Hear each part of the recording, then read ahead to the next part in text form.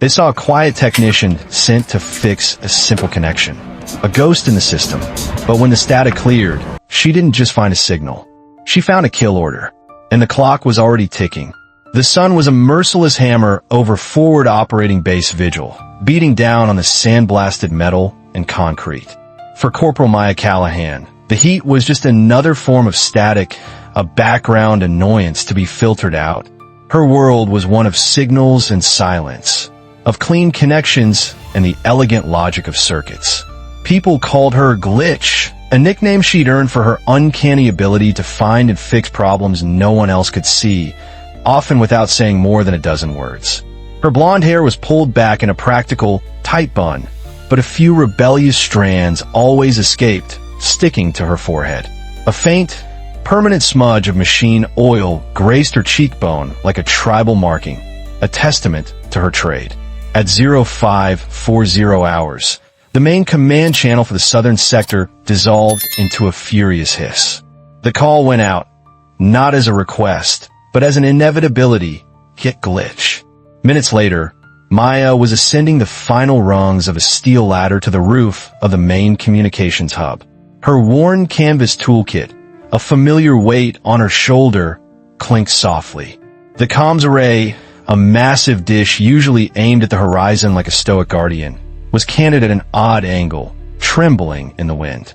She knelt, her ice-blue eyes, sharp with a focus that bordered on unnerving, scanning the base plate. This wasn't wind damage. She could feel it in the faint, irregular pulse of the interference, a discordant note in the symphony of the airwaves. She plugged her diagnostic set into the line, the angry static flooding her earpiece. Control, this is Callahan. On-site at South Array. Commencing diagnostics. A bored voice crackled back. Copy, Glitch.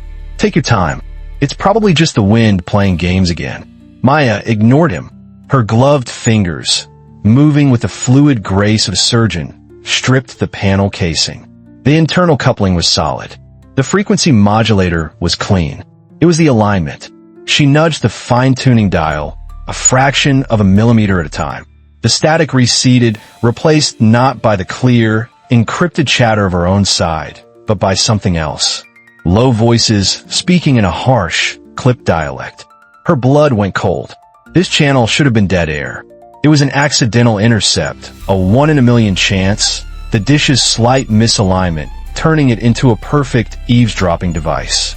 Nomad convoy enters the kill zone at 0730 hours. One voice said, calm and deliberate. Thermobaric ordnance is staged on the northern ridge. Primary target is the convoy. Secondary is high-value asset, designation, ironclad. Maya's breath hitched. She glanced at her watch. 0552. Less than 2 hours. Ironclad. That was the call sign for Colonel Eva Sterling, the base commander. The ordnance, they mentioned thermobaric rockets. They didn't just destroy, they incinerated, turning everything in the blast radius to ash. She fumbled for her notepad, her hand shaking as she scribbled down every horrifying detail. This wasn't a routine repair anymore. It was a countdown to annihilation. Maya descended the ladder in a controlled fall, her mind a whirlwind of grid coordinates and countdown timers. The usual morning calm of FOB Vigil now felt like the eerie silence before storm. She bypassed the maintenance bay, her boots crunching on the gravel as she made a beeline for the command wing, a place she actively avoided. It was a realm of politics and posturing, a stark contrast to the clean, binary world of her work. She burst through the doors into the operations center, a hive of activity under the low hum of servers and the glow of tactical displays. She scanned a room, her eyes locking onto the crisp uniform and polished boots of Lieutenant Marcus Thorne. He stood near the central map, his posture rigid, his expression a permanent mask of condescending authority. He was the gatekeeper. Lieutenant. Maya's voice was louder than she intended, cutting through the low chatter. Thorne turned, his eyes flicking over her oil-smudged fatigues and the toolkit still slung over her shoulder. A faint sneer touched his lips. Corporal, you're a long way from your workshop. Lost. Sir, I intercepted an enemy transmission. They're planning an ambush on the Nomad convoy. At 0730, they have thermobaric weapons. She held out her notepad. The frantic scribbles a testament to her urgency. Thorne didn't even glance at it. He held up a hand, a gesture of patronizing dismissal. Corporal Callahan, is it? Let me explain how things work here. Unverified chatter from tech on a rooftop is just that, chatter. You will file a SIGINT report, submit it through the proper channels, and await processing. He spoke slowly, as if to a child. Processing? Sir, there's no time. They'll be in the kill zone before that report even gets a timestamp. Her voice was rising, laced with a desperation that felt like acid in her throat. And with respect, Corporal, Thorne's voice turned to steel, his eyes narrowing. You are out of your lane. Your job is to fix things when they break. My job is to assess credible threats. This is not credible. It's noise. He physically stepped in front of her, blocking her path toward the commander's office, his body a literal wall of bureaucracy. He leaned in, his voice a low, menacing whisper. You are a mechanic. Don't ever forget that. Now get back to your roof before I write you up for insubordination. The injustice of it was a physical blow. He wasn't just dismissing her. He was erasing her, reducing her to her function. She saw the convoy in her mind, the vehicles rolling unsuspectingly into a canyon of fire. The faces of the soldiers, men and women she passed in the mess hall every day. Thorne's smug certainty would be their death sentence. She took a step back, the fire in her eyes banking into cold, hard resolve. If the system wouldn't listen, she would have to break it. Defeated, but not broken, Maya retreated from the operations floor, Thorne's dismissive glare burning into her back. Every instinct screamed at her to keep fighting, to shout until someone listened, but she knew it was futile. In Thorne's world, her rank and role made her invisible. She ducked into a narrow maintenance corridor, the air thick with the smell of ozone and hot wiring. The walls felt like they were closing in. She ripped a small, unauthorized device from the depths of her toolkit. It was her own creation, a short-range field transceiver she'd built from scavenged parts. Powerful, untraceable, and highly illegal. It was her emergency button, a tool for situations exactly like this, where the official channels were a dead end. Her fingers flew across the tiny keypad, her knuckles white. She had to find the convoy's frequency, a needle in a haystack of encrypted military chatter. The clock on the wall she'd passed moments ago flashed in her mind. 0618. Time was bleeding away. Static hissed in her ear, a chaotic symphony of scrambled voices and data bursts. Then, a flicker of a signal. A standard escort channel. She locked it in. Nomad 3, this is Ops Tech. Do you copy? Urgent traffic. Her voice was a strained whisper, her heart hammering against her ribs. A long, agonizing silence. Then, a wary voice, laced with suspicion. This is Nomad 3. We don't have an Ops Tech on our roster. Identify yourself. Corporal Callahan. Comms maintenance. She took a breath. You're driving into a kill zone. Carvic Pass, grid 47 Charlie. Enemy has thermobaric ordnance on the North Ridge. I repeat, they are waiting for you. You must abort your route. Now, the silence that followed was heavier than any static. She could picture the soldier on the other end, trying to process the impossible warning from an unknown source. The seconds stretched into an eternity. Source on that intel, Corporal, the voice finally asked, tight with tension. Maya closed her eyes. The source is me. It's a direct intercept. No time for official confirmation. Please, you have to trust me. Another pause. She held her breath. Copy, Ops Tech, standing by. A sliver of relief, fragile as glass, washed over her. Before she could process it, the corridor door was ripped open, slamming against the wall.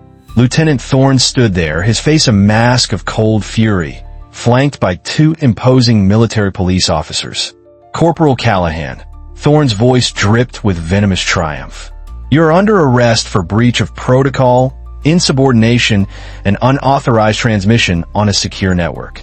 The MPs seized her arms in a grip of steel. The small transceiver clattered to the concrete floor, her last, desperate link to the convoy severed. You think you're some kind of hero? Thorne sneered, leaning close. You just fed unverified intel to a live combat unit. If they alter their course based on your little stunt, you could be sending them into an even worse trap. They're walking into an inferno, she shot back, struggling against the MP's grip. Your pride is going to get them all killed. Enough, Thorne snapped. Take her to the brig. She can explain herself to a court-martial. As they dragged her away, Maya's last sight was of Thorne's triumphant smile. In his mind, the problem was solved. The glitch had been contained. The brig was a concrete box, suffocating and silent. For hours, Maya paced the small space, every tick of an unseen clock a hammer blow to her sanity. She was trapped, her warning likely ignored, her career in ruins. She had failed. The weight of it was crushing, a physical pressure in her chest. She imagined the fireball engulfing the canyon, the radio silence that would follow. It was all her fault. She should have tried harder, found another way. The heavy steel door swung open with a deafening clang, flooding the cell with harsh light. A figure stood silhouetted against it, their presence commanding the space. As her eyes adjusted, Maya's breath caught. It was Colonel Eva Sterling, commander of FOB Vigil. Ironclad herself. Her expression was unreadable, her gaze sharp and penetrating. Corporal Callahan. The colonel's voice was calm, but carried an authority that vibrated in the air. I've just come from the debrief. I was told a comms technician single-handedly averted the complete annihilation of the Nomad convoy, not to mention my own. Maya stared, speechless. The lead vehicle's scout drone confirmed it. Sterling continued, stepping into the cell. Multiple enemy positions, armed with thermobaric launchers, exactly where you said they'd be. They were waiting. She paused, her eyes locking onto Maya's. You were right. The words were a lifeline. Relief washed over Maya, so intensely her knees felt weak. She hadn't failed. They were alive. Lieutenant Thorne has been reassigned to inventory management at a supply depot in the Arctic. Effective immediately, Sterling added, a flicker of grim satisfaction in her eyes. He values protocol over people. We have no room for that here. But the relief was short-lived. Colonel Sterling's expression hardened. Your actions, while correct, have created a new problem. You weren't just a ghost in their machine, Corporal. You were a ghost they saw. The enemy knows their plan was intercepted from within this base. She handed Maya a datapad. On the screen was a decrypted message, intercepted not an hour ago. It was a kill order. Source of compromise identified. The text read, female comms tech, blonde, approximate 30 years. Maybe known by call sign Glitch. High threat operative. Sanctioned for silent elimination. Double compensation for live capture. Maya's stomach turned to ice. They knew her. They had a file on her. The threat was no longer a distant, impersonal thing. It had a face, and it was hers. The war had just become personal. They weren't just trying to win a battle anymore. They were hunting her. You have two options, Callahan, Colonel Sterling said, her voice devoid of sentiment. We can bury you in protective custody until this blows over, or you can get operational and help us hunt the people who are hunting you. There was no choice to make. I'm not hiding, Colonel. Good. Sterling's nod was sharp. Because they think you're a technician. A soft target. We're going to use that. The plan was simple and terrifying. Maya was assigned to a solo overnight mission at Observation Post Echo, a remote concrete bunker perched on a desolate ridge overlooking enemy territory. It was the perfect listening post and the perfect bait. She would be alone, isolated, a lamb tethered for the wolves. But this lamb had teeth. She was now officially attached to Spectre Unit, the base's elite recon and direct action team. They would be her invisible shield, a silent force waiting in the wings. That night, the desert was a vast, empty canvas of silver and black under a star-dusted sky. Inside Echo Post, Maya sat surrounded by a nest of advanced listening gear, her headset on, the world reduced to the whisper of static and the faint, ghostly voices of the night. Hours crawled by, the distant thrum of a helicopter, the howl of the wind. Then, at 0217, she heard it, Target is isolated at Echo. Approach from the South Ridge. No transmissions. No shots until you are inside. Her blood ran cold. She keyed the encrypted burst transmitter. Spectre Actual, this is Glitch. We have confirmation. Hostiles inbound. South Ridge approach. Multiple contacts. The reply was instantaneous. Solid copy, Glitch. We are in position. Let them come to you. Spring the trap on your mark. Suddenly, the lights in the bunker flickered and died.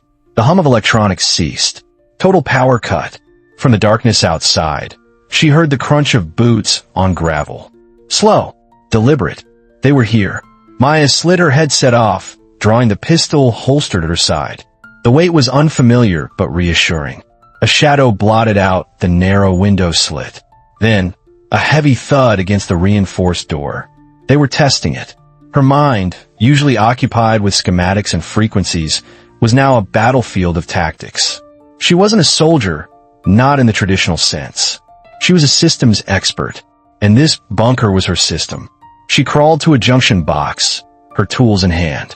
With a few deft moves, she rerouted the emergency battery backup, not to the lights, but directly to the external antenna array. Then she grabbed a spare power cable, stripped the ends, and wedged them into the metal doorframe. The door exploded inward, kicked off its hinges. A figure in dark tactical gear stormed in, his rifle's IR laser cutting through the gloom. As he stepped across the threshold, his boot hit the live wire. A blinding blue-white arc erupted. The man screamed, his body convulsing as 240 volts surged through him, his night vision goggles flaring into a brilliant, blinding green before going dark. Two more figures appeared in the doorway, momentarily stunned. That was Maya's signal. She keyed her radio. Mark, mark, mark. From the rocks outside, the suppressed, clinical cough of Spectre units' rifles answered. The two figures crumpled without a sound.